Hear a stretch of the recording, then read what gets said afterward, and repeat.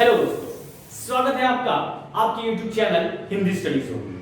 आज मैं आपके लिए लेकर आया हूं व्याकरण विभाग से उपसर्ग और प्रत्यय। इस वीडियो में हम उपसर्ग की परिभाषा, भेद जानेंगे, प्रत्यय की परिभाषा और उसके भेद और उदाहरण देखने वाले हैं। चलिए शुरुआत करते हैं उपसर्ग से। उपसर्ग किसे कहते हैं? देखिए दोस्तों, उपसर्ग जो शब्दांश किसी शब्द से पहले लगकर नए शब्द का निर्माण करते हैं वो उपसर्ग कहलाते हैं। आसान भाषा में बताता हूं दोस्तों आपको, जो शब्दांश मूल शब्द के पहले आते हैं और वाक्य के अर्थ में परिवर्तन लाते हैं उन्हें उपसर्ग कहते हैं। देखिए उदाहरण दोस्तों आपके सामने, दुर्गुण। यहां पर गुण यह मूल शब्द है, लेकिन दूर जो मूल शब्द के पहले लगा है उसे उपसर्ग कहते हैं, जिससे शब्द के अर्थ में परिवर्तन आया, गुण से वह दुर्गुण बन गया। निर्बल, यहां पर बल यह मूल शब्द है और निर यह उपसर्ग है। यहां पर शब्द के अर्थ में बदलाव आया, वो बन गया निर्बल। तो इस तरह से यहां दोस्तों उदाहरणों से आप समझ सकते हैं कि जो मूल शब्द के पहले आकर शब्द के अर्थ में बदलाव लाता है उन्हें आप उपसर्ग कह सकते हैं। उपसर्ग के प्रकार देखिए, उपसर्ग का पहला प्रकार है संस्कृत के उपसर्ग, दूसरा है हिंदी के उपसर्ग और तीसरा है उर्दू और फारसी के उपसर्ग। चलिए समझते हैं पहला प्रकार भेद, जिसे संस्कृत के उपसर्ग। जहां पर संस्कृत से शब्द आए हैं वह संस्कृत के उपसर्ग कहलाते हैं। जैसे कि अति, यह संस्कृत का उपसर्ग है। अति, अधिक। अधिक यह मूल शब्द है और अति यह उपसर्ग संस्कृत से आया है, जिससे शब्द बनता है अत्याधिक। दूसरा देखिए अतिरिक्त। रिक्त यह मूल शब्द है और अति यह उपसर्ग है। तो इस तरह से यहां पर अति यह संस्कृत का उपसर्ग है। दूसरा देखते हैं दोस्तों स्वतंत्र। तंत्र यह मूल शब्द है और स्व यह संस्कृत का उपसर्ग है। अगला उदाहरण स्वराज, जिसमें स्व यह संस्कृत का उपसर्ग है, राज यह मूल शब्द है जिससे बना स्वराज। चलिए अगले भेद की ओर बढ़ते हैं, हिंदी के उपसर्ग। हिंदी के उपसर्ग में देख सकते हैं दोस्तों अधखिला, जिसमें अध यह हिंदी का उपसर्ग है और खिला यह मूल शब्द है। अगला उदाहरण अधजल। अध यह उपसर्ग है और जल यह मूल शब्द है जिससे बना अधजल। ये सारे उदाहरणों में आप देख सकते हैं दोस्तों कि यह हिंदी से उपसर्ग है। अगले उदाहरण में 59, जहां पर उन यह हिंदी का उपसर्ग है और 60 या 60 ये जो शब्द है मूल शब्द है। 29, 30 यह मूल शब्द है और उन यह उपसर्ग है। तो इस तरह से दोस्तों ये हमने जो उदाहरण देखे ये हिंदी के उपसर्ग थे। इसके अलावा भी बहुत सारे हैं दोस्तों, आप देख सकते हैं कि इसमें आपको हिंदी के उपसर्ग नजर आए। चलिए आगे बढ़ते हैं उर्दू और फारसी के उपसर्ग। कम्र, कम उम्र। कम यह उपसर्ग है और उम्र यह मूल शब्द है, कम उम्र बना। कम अक्ल, यहां पर कम यह उर्दू का उपसर्ग है और अक्ल ये मूल शब्द है जिससे बना कम अक्ल। आगे बढ़ते हैं दोस्तों, देखते हैं खुश नसीब। खुश यह उपसर्ग है, नसीब यह मूल शब्द है, दोनों को मिला देने से खुश नसीब यह शब्द बनता है। अगला उदाहरण देखिए, देखो खुशबू, जिसमें खुश यह उपसर्ग है और बू यह मूल शब्द है। तो इसी तरह से दोस्तों आगे बढ़ते देखते हैं कि संस्कृत के जो उपसर्ग है वो किस प्रकार है। इस उदाहरण में आप देख सकते हैं अनास्था। अन अधिक आस्था। आस्था यह मूल शब्द है और अन यह संस्कृत का उपसर्ग है। देखिए सारे उदाहरणों में आपको नजर आएगा कि मूल शब्द के पहले जो उपसर्ग आएगा, जो शब्दांश आएगा उसे उपसर्ग हम कहते हैं। अगले उदाहरण में देखिए दोस्तों अनादर। अन अधिक आदर। अन यह संस्कृत का उपसर्ग है और आदर यह मूल शब्द है। देखिए उपसर्ग लगने से शब्दों में अर्थ में बदलाव आ रहा है। आदर रिस्पेक्ट, अनादर इररिस्पेक्ट। इस तरह से यहां पर दोस्तों शब्द ये विलोम बन रहा है उपसर्ग के लगाने से। चलिए अगले उदाहरण में देखते हैं पुनर्जन्म। जन्म यह मूल शब्द है, पुनर् यह उपसर्ग है। अगले उदाहरण में और अंतिम उदाहरण में देख सकते हैं पुनर्मिलन। मिलन यह मूल शब्द है और पुनर् यह जो है तो संस्कृत का उपसर्ग है। तो इस तरह से दोस्तों हमने, आशा करता हूं दोस्तों आपको उपसर्ग समझ में आया होगा कि जो मूल शब्द के पहले आते हैं और शब्दों में अर्थों में बदलाव लाते हैं उन्हें उपसर्ग कहते हैं। चलिए आगे बढ़ के देखते हैं दोस्तों कि प्रत्यय किसे कहते हैं। प्रत्यय की परिभाषा क्या है? जो शब्दांश के किसी अंत में जुड़कर अर्थ में परिवर्तन लाते हैं उसे प्रत्यय कहते हैं।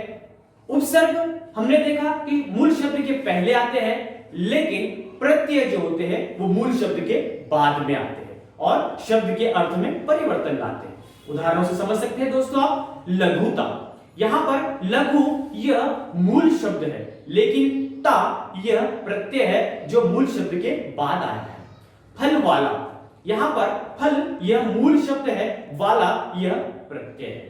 तो इस तरह से यहां दोस्तों प्रत्यय वो है जो मूल शब्द के बाद में आते हैं और शब्द के में परिवर्तन लाते हैं। प्रत्यय के भेद है दोस्तों, प्रत्यय के दो भेद हैं। पहला है कृत प्रत्यय और दूसरा है तद्धि प्रत्यय। चलिए कृत प्रत्यय हम कैसे समझेंगे? बड़ा ही आसान है दोस्तों कि क्रिया के साथ लगने वाले प्रत्यय को कृत प्रत्यय कहते हैं। क्रिया के साथ में जो एक्शन वर्ड होता है जिसके साथ में जो प्रत्यय लगता है उसे कृत प्रत्यय कहते हैं। देखिए उदाहरण में आपको नजर आएगा दोस्तों कि लिखावट, लिखना ये क्रिया है, लेकिन लिख ये मूल शब्द है और आवट यह प्रत्यय है।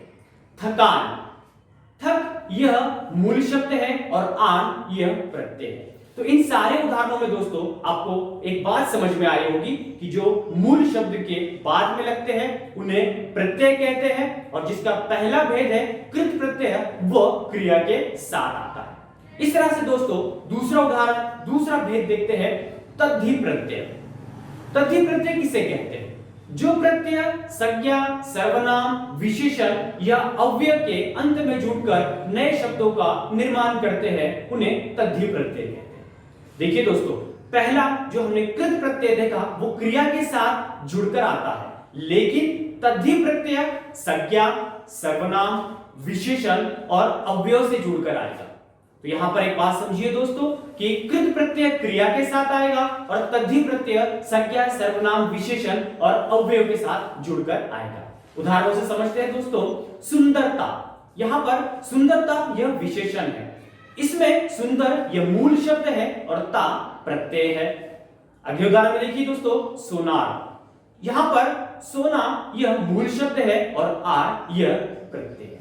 इस तरह से दोस्तों आपको समझ में आया होगा कृत प्रत्यय क्रिया के साथ लगता है और तद्धि प्रत्यय संज्ञा, सर्वनाम, विशेषण और अव्यय के साथ लगता है। चलिए प्रत्यय के भेद जानते हैं। प्रत्यय के यहां पर हम देखेंगे कि कौन कौन से प्रत्यय होते हैं।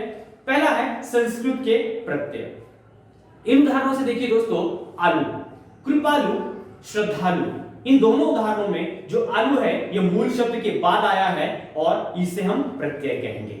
इक सामाजिक, ऐतिहासिक, यहां पर दोनों शब्दों में मूल शब्द के बाद इक यह प्रत्यय लगा है। ये सारे प्रत्यय संस्कृत से संबंधित है। इत आनंदित और अंकित, आनंद यह मूल शब्द है और इत यह प्रत्यय है। अंकित, इसमें भी जो इत है वह संस्कृत प्रत्यय है। अगले देखते हैं दोस्तों हिंदी के प्रत्यय। हिंदी के प्रत्यय लड़ाई, भलाई, इन दोनों शब्दों में भला यह मूल शब्द है और आई यह प्रत्यय है। लड़ यह मूल शब्द है और आई यह प्रत्यय है। अगले उदाहरण देखते हैं दोस्तों कमाऊ, खाऊ, ये दोनों उदाहरणों में आप देख सकते हैं कम यह मूल शब्द है और आऊ यह प्रत्यय है। इस तरह से दोस्तों इन सारे उदाहरणों में आप देख सकते हैं कि जो मूल शब्द के बाद आ रहा है उन्हें आप प्रत्यय कहते हैं। चलिए उर्दू के प्रत्यय यहां पर देखिए रंगीन, नमकीन, रंग यह मूल शब्द है और इन यह प्रत्यय है। नमक यह मूल शब्द है और इन यह प्रत्यय है। अगले उदाहरण देखिए दोस्तों कबूतरबाज, यहां पर कबूतर यह मूल शब्द है और बाज यह प्रत्यय है। धोखेबाज, इसमें धोखा यह मूल शब्द है और बाज ये प्रत्यय है। तो इस तरह से यहां पर दोस्तों आशा करता हूं आपको कि उपसर्ग और प्रत्यय समझ में आया होगा। चलिए सराव प्रश्नों से समझते हैं कि उपसर्ग और प्रत्यय हमें कितना समझा है। चलिए पहला प्रश्न, अत्यधिक इस शब्द में उपसर्ग तथा मूल शब्द बताइए। अत्यधिक इस शब्द में मूल शब्द क्या है और उपसर्ग क्या है? बिल्कुल सही दोस्तों, अति यह उपसर्ग है और अधिक यह मूल शब्द है। दूसरा प्रश्न, निर्गुण शब्द में उपसर्ग बताइए। निर्गुण शब्द में उपसर्ग कौन सा है? बिल्कुल सही दोस्तों, इसमें निर यह उपसर्ग है, गुण मूल शब्द है। चलिए अगले उदाहरण, अगले सवाल प्रश्नों की ओर बढ़ते हैं। चालाक शब्द में मूल शब्द तथा प्रत्यय बताइए। चालाक इस शब्द में मूल शब्द क्या है और प्रत्यय क्या है? बिल्कुल सही पहचाना दोस्तों आपने, चाल यह मूल शब्द है और आप इसे प्रत्यय कहेंगे। अंतिम प्रश्न में देखिए, कथनीय शब्द में मूल शब्द तथा प्रत्यय बताइए। कथनीय शब्द में मूल शब्द कौन सा है और प्रत्यय कौन सा है?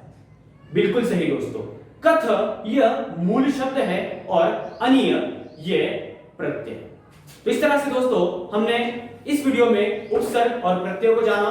आशा करता हूं दोस्तों आपको ये वीडियो जरूर पसंद आया होगा। अगर आपको ये वीडियो पसंद आया तो हमारे इस चैनल को लाइक कीजिए, सब्सक्राइब कीजिए, शेयर कीजिए और कमेंट बॉक्स में आपके सुझाव देना ना भूलें। धन्यवाद।